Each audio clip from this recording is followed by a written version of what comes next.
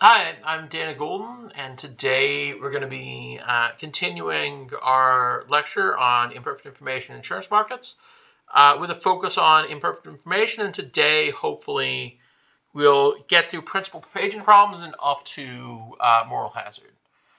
Imperfect information occurs when some agents know things others don't. So it's a major cause of failed markets because it is a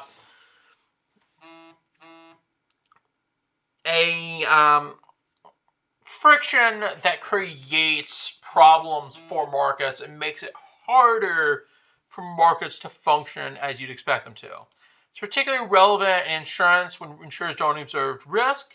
And sometimes, as we'll talk about today, with the issue of moral hazard, sometimes the insured can even increase risk, which is a big issue in climate change and a major problem with federal climate change policy.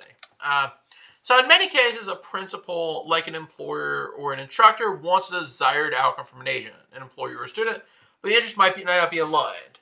I would really like to just give all my students A's. I think, grading's kind of a silly thing. I want everyone to do the work, and then I want to give them all A's. However, I also want the students to give effort. I want you to try your best. If you could sign a piece of paper and say, I'm going to try my best, and then, that would happen, I would, feel compelled to enter into that contract, and then we would, all be happy about our lives. But the truth is that, grades need to exist as an incentive mechanism to make sure people try their best. So how to align incentive on the interests, incentives.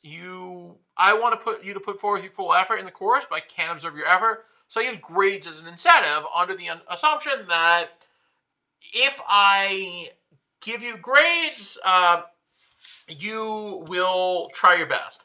It's not always going to work. It might be a bad incentive. It might be such a bad incentive that creates bad behavior. It might be that because I told you that I'm going to grade, you're not even going to watch the videos. You're going to be like, well, the videos are not useful. The homeworks are not perfectly in line with the videos. I'm just going to do the homeworks and take the tests. I'm not even going to try on any of the rest of it. Ideally, incentives should be designed such that the principal and the agent have aligned interest, but that's very difficult to make the case. I think people overestimate how easy it is to align incentives. So mathematical formulation of the principal-agent problem. A principal hires an agent to perform a task. This is an employer hires an intern. The intern is supposed to do something. The intern's kind of lazy and doesn't want to. The agent's actions affect the outcome, but the principal cannot directly observe the agent's effort. So, the principal, the boss, can tell, whether or not the project from the intern is good, but doesn't necessarily know if it's the best the intern can do or if the intern just phoned it in.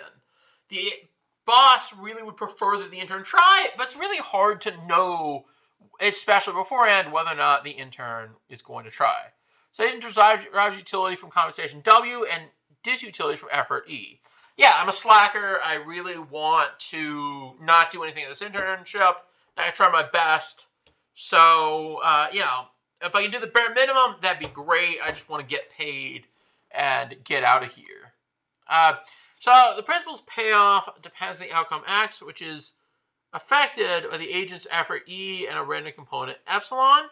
The principal's utility is X minus W. So there's some outcome. That's important to the model is you can't necessarily directly back out the effort based on the outcome.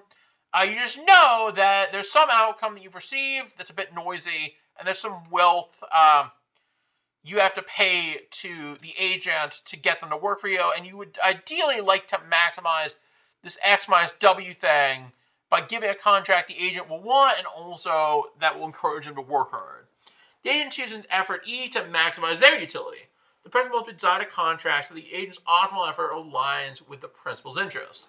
So this is an important thing. I need to figure out how to make it so that the wealth you get from effort minus the cost of your effort encourages you to give effort. And that's a really difficult thing, way harder than it sounds, because I don't necessarily know what your best is.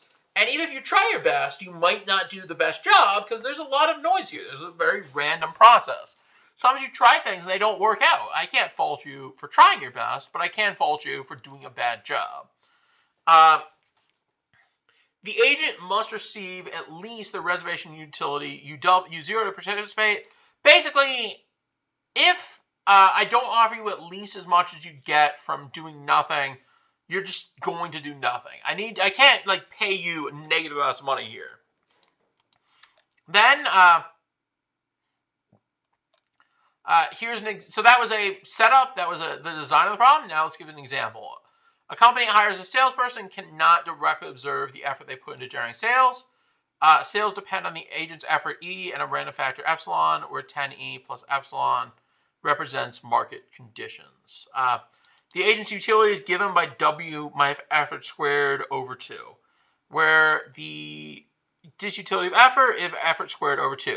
So the more effort you put in, the harder it is. If you're working nights and days, if you're working 24-hour days to make this sale, you're really, really struggling, and they got to pay you a lot to put in more effort. Principal offers a contract. The agent's wage depends on sales as W equals 5 plus 0.5x, where x is the number of sales. So the agent maximizes the utility by choosing the effort such that the utility is maximized.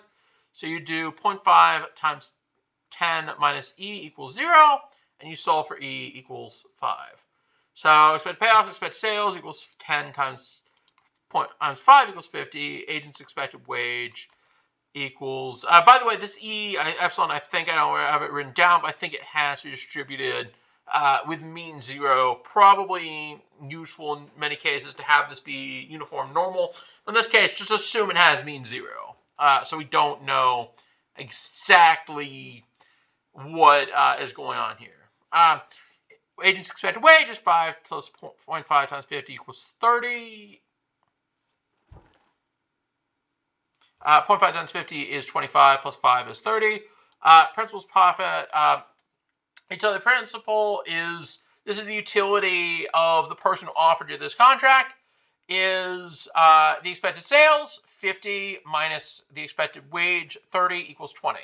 So notice in this case, what I've come up with and what is right here is a model of commissions. It's a model saying, I want to pay you if you do well, but I'm still going to pay you if you do poorly because I don't know that you didn't try. I just know that you didn't do well, and I know that you would prefer to make money even if you didn't do well, because that's the only way you'll take the job.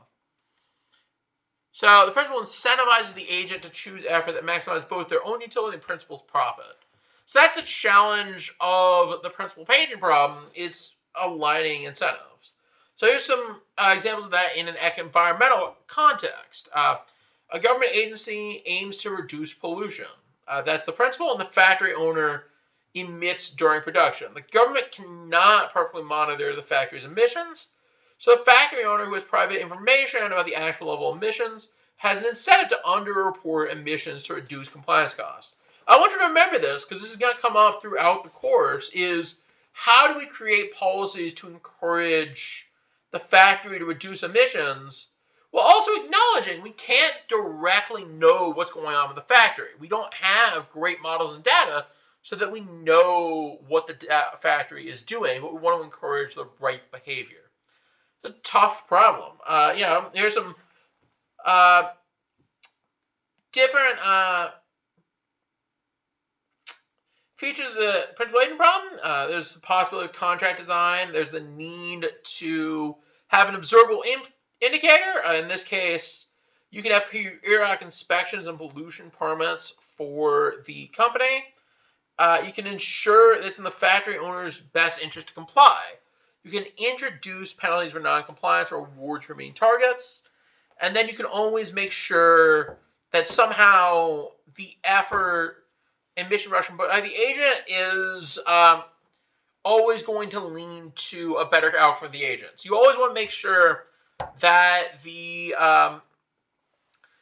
you always want to make sure that the factory owner is willing to opt into the system. Not really important if you're the government, but you also want to make sure that the factory owner wants to choose the effort that makes the government happiest. So we're going to leave it there, and next time we'll get started with moral hazard and get, I think, all the way through to adverse selection, which will finish out this section of the course.